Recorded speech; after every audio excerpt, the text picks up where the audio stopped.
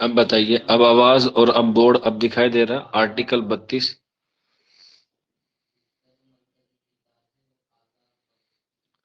Article 32 आपको दिखाई दे रहा है लिखा हुआ? हाँ ठीक है, चलिए गुड है। बोर्ड नहीं दिखाई दे रहा क्या? ओ, बोर्ड क्यों नहीं दिखाई दे रहा बेटा? बोर्ड तो ठीक है मेरे यहाँ तो। चलिए फिर, आर्टिकल 32 है। आर्टिकल 32 कहते हैं संवैधानिक उपचारों का अधिकार। और इस आर्टिकल को डॉक्टर भीमराव अंबेडकर ने संविधान की आत्मा कहा है। मोस्टली इसमें क्या आती है? 5 तरह की रिट आती है। 5 रिट आती है जिनका आप उपयोग करके सीधा कहाँ अप्लाई कर सकते हैं? सुप्रीम कोर्ट में। ठीक है, सुप्रीम कोर्ट में जो है वो आप इसके क्या कर सकते हैं? अप्लाई कर सकते हैं डायरेक्ट। अब ये 5 रिट कौन कौन सी होती है वो आप लोग लिख लीजिएगा। पहली आती है बंदी प्रत्यक्षीकरण। पहली रिट का नाम है बंदी बंदी प्रत्यक्षीकरण। बंदी प्रत्यक्षीकरण। ठीक है, ये पहली रिट है। दूसरी रिट है परमादेश। परमादेश, परम आदेश। तीसरी रिट है आपकी प्रतिषेध लेख। बेटा इनको हिंदी में ही याद रखना, ठीक है, और हिंदी में ही याद होगी। प्रतिषेध लेख। पहली है बंदी प्रत्यक्षीकरण, दूसरी परमादेश, और तीसरी प्रतिषेध लेख। चौथी है आपकी उत्प्रेषण। उत्प्रेषण। उत्प्रेषण। और पांचवी जो होती है वो होती है अधिकार। मैं इनके बारे में लिखवाऊंगा कि कौन सी में क्या इस्तेमाल होता है। अधिकार परीक्षा लेख। अधिकार परीक्षा लेख। तो ये 5 होती हैं। अगर आपको ये इस्तेमाल करनी है तो आप तुरंत सुप्रीम कोर्ट में अप्लाई कर सकते हैं। पहली है बंदी प्रत्यक्षीकरण, दूसरी परमादेश, तीसरी प्रतिषेध लेख, चौथी उत्प्रेषण, और पांचवी अधिकार परीक्षा लेख। ठीक है, ये है। अब इसमें हम लोग बारी बारी से पढ़ेंगे। ठीक है, सबसे पहले आप लोग लिख लीजिएगा पहली वाली। अभी भी बोर्ड नहीं दिखाई दे रहा बेटा? बंदी प्रत्यक्षीकरण।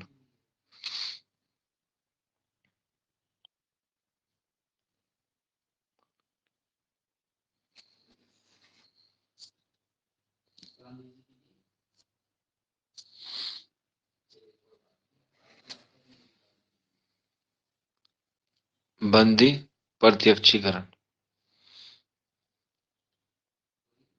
समझ आ रहा है? लिखाई नहीं दे रहा? ठीक है, ओके। जो पहला है वह है बंदी प्रत्यक्षीकरण। ठीक है, इसमें यह है कि अगर कोई आपके साथ जबरदस्ती करके आपको बंदी बना लेता है सरकार में, या अवैध रूप से बंदी बनाता है, और आपको इस बात पे लगता है कि मुझे बगैर किसी जुर्म के गिरफ्तार किया गया है और ना ही मुझे ये बताया गया है कि मैंने क्या जुर्म किया है, तो वो डायरेक्ट अपनी अर्जी किसी के भी माध्यम से किसी के भी माध्यम से क्या कर सकता है? सुप्रीम कोर्ट में अपनी अर्जी लगा सकता है। ये बंदी प्रत्यक्षीकरण इसे हम कहते हैं। ठीक है, जिसके बाद उसे जल्द से जल्द न्यायालय में क्या करना पड़ेगा? अपने विचार रखने के लिए बुलाया जाएगा। अगर उसको वकील ना भी मिले तो वो खुद भी क्या कर सकता है? अपनी लड़ाई लड़ सकता है। जैसे आपने एक फिल्म देखी होगी जिसका नाम है ओ माई गॉड, शॉर्ट फॉर्म है उसकी OMG। नाम सुना है? उसमें जो परेश रावल होता है उसको कोई वकील नहीं मिलता, तो वो अपना केस खुद लड़ता है। ठीक है, ऐसा होता है, हकीकत में भी होता है। अगर आपको थोड़ी सी भी कानून की समझ है तो आप लोग अपना केस जो है वो खुद भी लड़ सकते हैं। ठीक है, इसके बाद दूसरी जो रिट आती है, दूसरी रिट आती है आपकी परम आदेश। ठीक है, दूसरी जो रिट आती है वो आती है परम आदेश। ठीक है, परम आदेश किसके लिए आता है? अधिकारी के लिए आता है। मान के चलिए अगर कोई अधिकारी आपके जिले में, आपके गांव में, आपके शहर में अपना काम ठीक से नहीं कर रहा, तो आप डायरेक्ट उसकी शिकायत सुप्रीम कोर्ट से कर सकते हैं। ठीक है, उस पद अधिकारी की शिकायत आप डायरेक्ट कहाँ कर सकते हैं? सुप्रीम कोर्ट में एक पत्र लिख के उसके बारे में सारी इंफॉर्मेशन दे सकते हैं। ये एक लिट है। समझ में आया आपको दोनों रिट क्या है? बंदी प्रत्यक्षीकरण और परमादेश।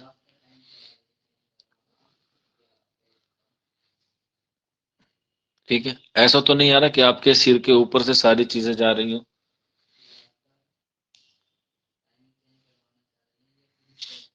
समझ में आ रहा है आप लोगों को? ओके। इसके बाद तीसरी रीट आती है जिसे हम लोग कहते हैं प्रतिषेध लेख। प्रतिषेध लेख, प्रतिषेध लेख। ठीक है, ये जो लेख है या ये जो पत्र है वो सुप्रीम कोर्ट देता है अपने नीचे वाले को, यानी कि हाई कोर्ट को, या फिर जो डिस्ट्रिक्ट कोर्ट होते हैं, डिस्ट्रिक्ट कोर्ट होते हैं। आपने देखा होगा कि जब कोई केस डिस्ट्रिक्ट कोर्ट में चलता है, अगर वो उस फैसले से क्या होते हैं, संतुष्ट नहीं होते हैं, तो वो सुप्रीम कोर्ट में जाते हैं, वो हाई कोर्ट में जाते हैं। हाई कोर्ट में भी उसे न्याय नहीं मिलता तो वो सुप्रीम कोर्ट में जाते हैं। लेकिन कोई केस अगर सुप्रीम कोर्ट में चल रहा है तो वापस से हाई कोर्ट नहीं जाता। और मान के चलिए कोई जुर्म किया है किसी ने, DC ने भी उसे माफ कर दिया और HC ने भी उसे माफ कर दिया तमाम सबूतों और गवाहों के मद्देनजर रखते हुए। लेकिन सुप्रीम कोर्ट की नजर में वो क्या हो गया? गुनहगार साबित हो गया। तो जो ऑर्डर या जो आज्ञा या जो हुक्म सुप्रीम कोर्ट देता है वो हाई कोर्ट को भी मानना पड़ता है और DC को भी मानना पड़ता है। DC का मतलब होता है डिस्ट्रिक्ट कोर्ट, जिला न्यायालय। तो इसे कहते हैं प्रतिषेध लेख। इसे क्या कहते हैं? प्रतिषेध लेख। इसके बाद आता है चौथा, जिसे आप कहते हैं उत्प्रेषण। ठीक है, थोड़ा हिंदी का टफ शब्द है, इसे आप लोक अदालत भी समझ सकते हैं। लोक अदालत। ठीक है, लोक अदालत। लोक अदालत किस लिए लगाई जाती है? जो लंबे समय से चले आ रहे हैं केस है। ठीक है, जो लंबे समय से कोर्ट में केस है। आपने एक डायलॉग भी सुना होगा, तारीख पे तारीख, तारीख पे तारीख। सुना है आप लोगों ने तारीख पे तारीख वाला? हाँ, तो वो इसी में आता है। तो उसी चीज को खत्म करने के लिए लोक अदालत का निर्माण किया जाता है, ताकि जो लंबे समय से केस है उसे लोक अदालत के माध्यम से क्या किया जाए? समाप्त कर दिया जाए। और ध्यान रखना, जो लोक अदालत फैसला करती है वही क्या होता है? मान्य होता है। और उसे आप सुप्रीम कोर्ट में दाखिल नहीं कर सकते। जैसे हाई कोर्ट में अगर नहीं माना तो आप सुप्रीम कोर्ट जा सकते हैं, लेकिन अगर हाई कोर्ट और लोक अदालत ने जो फैसला सुना दिया उसे आप चैलेंज नहीं कर सकते सुप्रीम कोर्ट में। ठीक है ना? समझ में आ गया आपको? लोक अदालत का जो फैसला होगा वही आखिरी होगा, चाहे वो उसके हक में जाए क्या वो उसके खिलाफ जाए। समझ में आ गया आपको? उत्प्रेषण का मतलब क्या होता है? लोक अदालत होता है एक तरीके से, छोटी छोटी वो ये अदालतें लगती हैं साल में, महीने में, ताकि कोर्ट का जो बोझ है वो खत्म कर दिया जाए। नहीं, इसमें बहुत नॉर्मल से केस आते हैं, इसमें डोमेस्टिक वो आते हैं, जैसे मियाँ बीबी की लड़ाई, भाई भाई की, नाली की, खड़ंजे की, मेरे बच्चे के मार दिया। ठीक है। हाँ, डोमेस्टिक वायलेंस की आती है। अब ऐसे थोड़ी, जो मैंने आपको कल बताया था अजमल कसाब वाले के लिए, अजमल कसाब के लिए लोक अदालत लग जाएगी। नहीं, उसका काम हाई कोर्ट में होगा। इसमें वही है जो कह सकते हैं आपसी भाईचारे से और समझौते से उसको निपटा दिया जाता है। ठीक है। जैसे मियाँ बीवी में लड़ाई हो गई, मान के चलिए एग्जाम्पल के तौर पे, तो अब उसके लिए वो सुप्रीम कोर्ट थोड़ी जाएंगे। तो डोमेस्टिक, घरेलू के लिए उसका इस्तेमाल होता है। हाँ, लोकल लोग लगती है, लोग का भी मतलब क्या होता है, लोकल लगती है। जो आपका डिस्ट्रिक्ट होता है, जहां भी आपका होगा, वहीं पर ये लोक अदालतें लगती हैं, और ये भी सुनवाई करता है या कोई एसडीएम वगैरह करता है। ठीक है। जैसे कोई मान के चलिए कोई दहेज का मसला आ गया, कोई भाई भाई की लड़ाई हो गई, मतलब छोटा मोटा केस ही इसमें होता है, और वहीं पर समझौता करके मियाँ बीबी राजी करके, ज्यादातर इसमें केस मियाँ बीबी के आते हैं। या आपने देखा होगा कि गांव में जो होता है डोला होता है, जिसपे लोग चलते हैं, पगडंडी जिसे कहते हैं, तो उस पे भी केस हो जाते हैं। तो ये इसमें ज्यादा सीरियस केस नहीं होते, थोड़े मुख्तसर से होते हैं,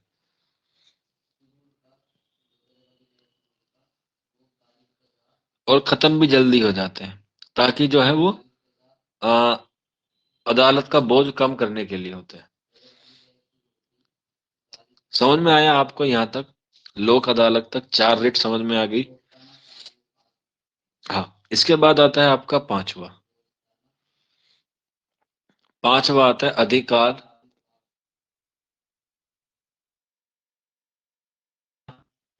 लेख। मान के चलिए एग्जाम्पल के तौर पे, मैं आपकी सरकारी नौकरी लग गई। ठीक है। आप जिस भी एग्जाम की तैयारी कर रहे हैं, आपकी सरकारी नौकरी लग गई।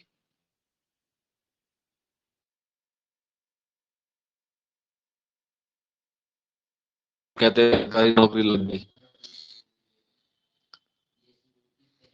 फीलिंग सरकारी नौकरी वाली।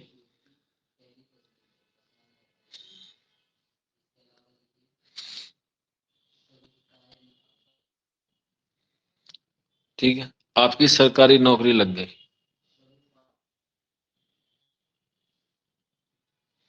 चलिए, तो फिर आप नौकरी लग गई है, तो थोड़ा सा मुंह मीठा करवाइए।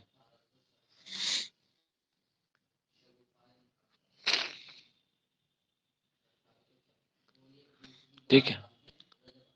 हाँ, आपकी सरकारी नौकरी लग गई है, लेकिन आप चाहती हैं कि आपको काम ना करना पड़े, लेकिन आपको सैलरी मिलती रहे, या आपका काम कोई और करे, आप ना करें।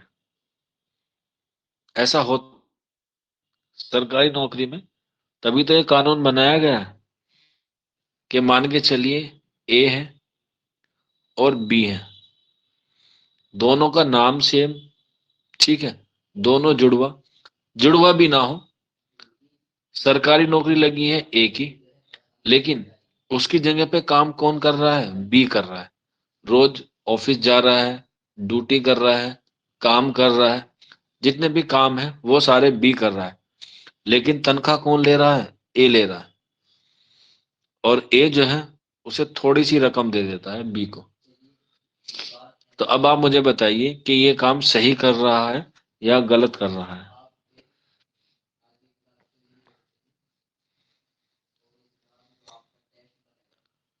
हाँ। तो इस तरह के अगर कोई भी पदाधिकारी इस तरह के गलत काम में पाया जाता है, तो उसके सीधे रिट डलती है, और उसे तुरंत जो है वो क्या कर दिया जाता है, कार्य से बर्खास्त कर दिया जाता है। अगर वो उसका सही कारण बता देता है तो उसको माफ कर दिया जाता है, अदरवाइज उसको जो है वो कानून के तहत उसके साथ क्या होती है, कार्रवाई की जाती है। तो ये आपकी पूरी 5 रिटें हुई, उम्मीद है आपको ये सारी चीजें समझ में आ गई होंगी। फिर भी कोई डाउट है या कोई क्वेरी है तो आप लोग पूछ सकते हैं। आज की क्लास आपकी यहीं पे है। कल जब आपकी और मेरी मुलाकात होगी, मैं आपको मौलिक कर्तव्य बताऊंगा जो 11 हैं, भाग 4 में आते हैं।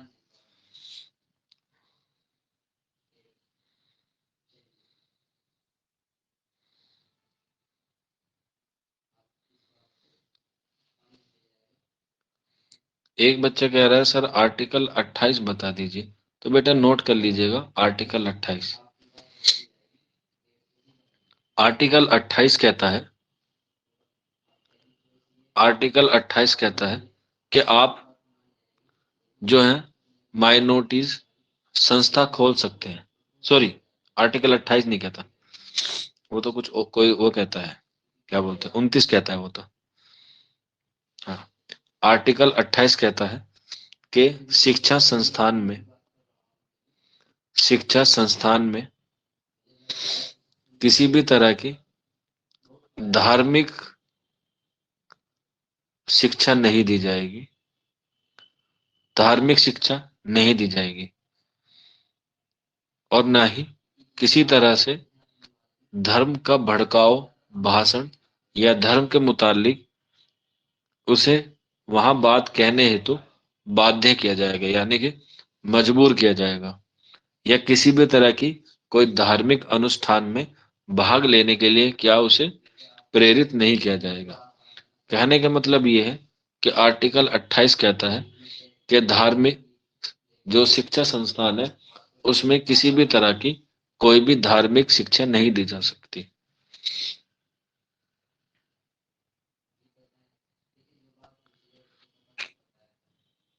ठीक है।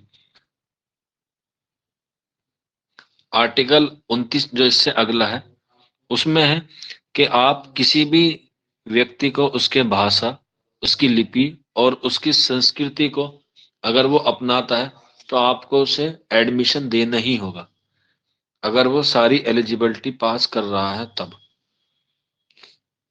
ठीक है।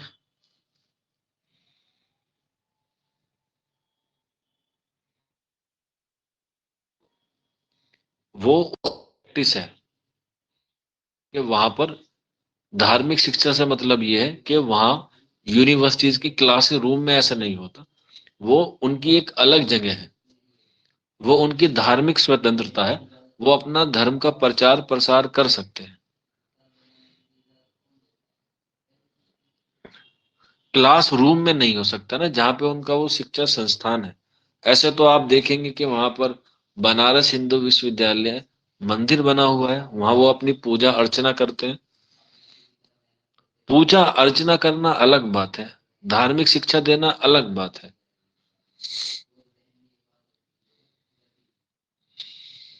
ठीक है। ऐसा तो आप देखेंगे कि स्कूलों में रामायण भी होती है, लेकिन वो एक सिलेबस का पार्ट होता है। ठीक है ना। तो वो उनकी खुद की धार्मिक स्वतंत्रता है, आप उन्हें नहीं रोक सकते। ठीक है ना। बिल्कुल। तो कल जब आपकी और मेरी मुलाकात होगी तो हम लोग भाग 4 यानी कि मौलिक कर्तव्य को पढ़ेंगे। ठीक है। और कोई डाउट हो या और कोई क्वेरी हो तो पूछ ले।